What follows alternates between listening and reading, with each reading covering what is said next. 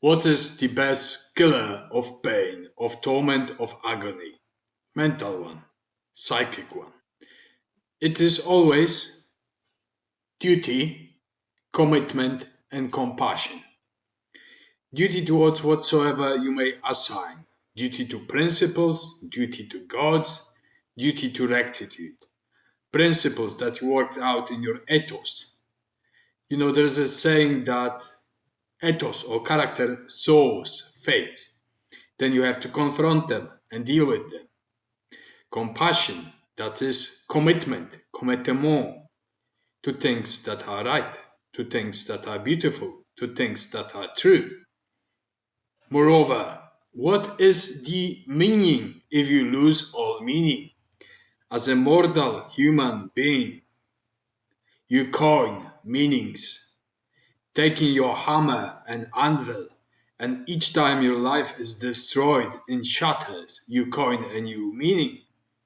You lose one, you coin another. You lose one, the second, the third, you coin another. And so you arise as a phoenix. You coin those meanings every day. You cannot give in to nihilism, to nothingness, because the laws of life will drag you down to the gutter, into shit. And most likely those close to you as well. So each time you lose an aim, you re-aim. You target and you fire. You coin a new meaning. You fill your life with meaningful strife. You may say, there is no meaning in the universe. There is no meaning to mortal life.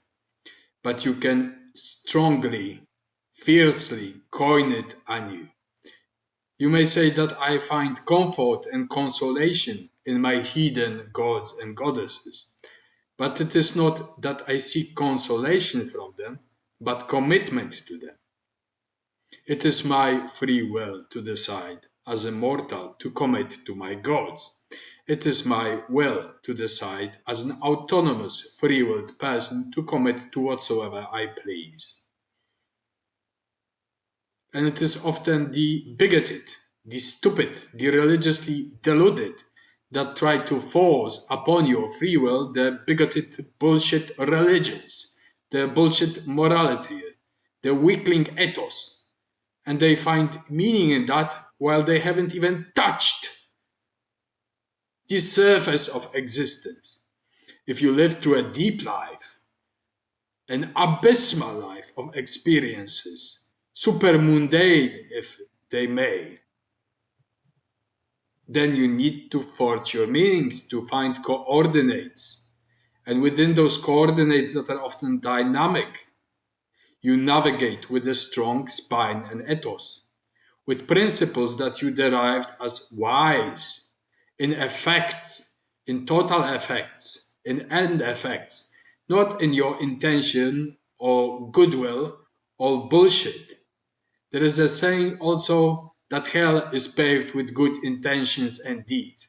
It's the effect that counts, the total sum effect of all the threads of actions, thoughts, speech, magical rites, ceremonies, performances that you dragged into your and existence of others, the societal fabric. And that constitutes yourself, what you brought in, what you brought into yourself, how you processed it, how you confronted it, and what you gave away. You may at times give away hate and wrath, or benevolence and wisdom. At times it is so, at times it is the other way around.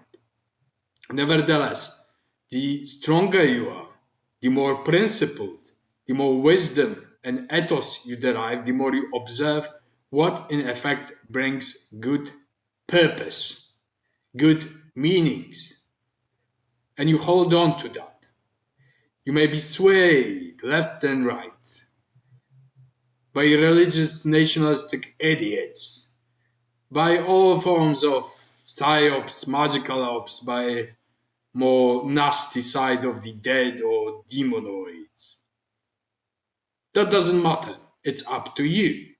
There are things that may overpower you.